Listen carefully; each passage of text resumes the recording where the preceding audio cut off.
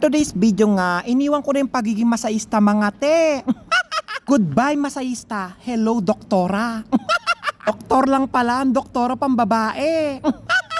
Nasa 300 real nga pala yung pagkakabili ko dito. Naka-sale siya. Palapit na kasi yung Ramadan dito sa Saudi Arabia mga te. Kaya bumili ako ng mga beauty supply. Marami pa akong binili. 8 PM to 2 AM lang yung pasok namin itong Ramadan. Kaya yung gagawin namin, mag-glow up muna kami. Una namin tatanggalin yung mga balbas namin. Magle-laser nga kami. Social diba? Laser na ngayon. Dati gilet lang.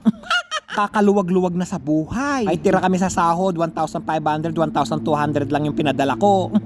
Kakamura ka pa dito, yung araw-araw bumibili ka ng gilet, 2 real. Tapos itong hair removal na machine na to is 300 real. Lifetime mo na siyang magagamit. Pag nagpa-laser ka naman ng balbas sa mga clinic, mabubutas talaga yung bulsa mo. Speaking, per session talaga yung gagawin nila sa'yo. 1,500 real siguro, dun palang matatanggal yung balbas mo. Balbas pa lang yun wala pa yung sa buhok sa kilikili. Tuwang-tuwa nga itong kasamahan kong Nepali mga te, natatanggal na yung mga balbas niya. Mga 10 session siguro, matatanggal na talaga yung mga balbas niya. Hindi natutubo.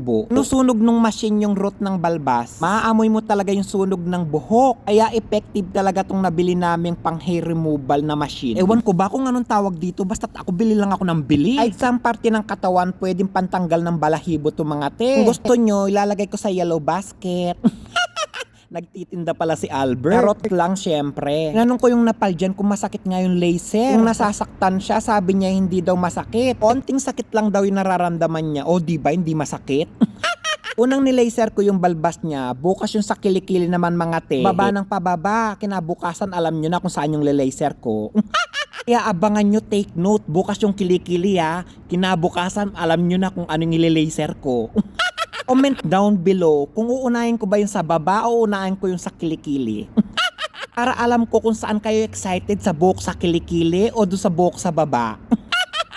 Sobrang ganda talaga nitong pang air remover na laser mga te. Para hindi na kayo gumastos bumili ng gilet araw-araw. 2 real diba? Mahal diba? Minsan nga hindi ako bumibili kahit kinakalawang na ginagamit ko pa yung gilet. Sabi ko pwede pa to, 2 real, kino-convert ko 28 pesos. Kaya 1 week kong ginagamit minsan yung gilet mga te.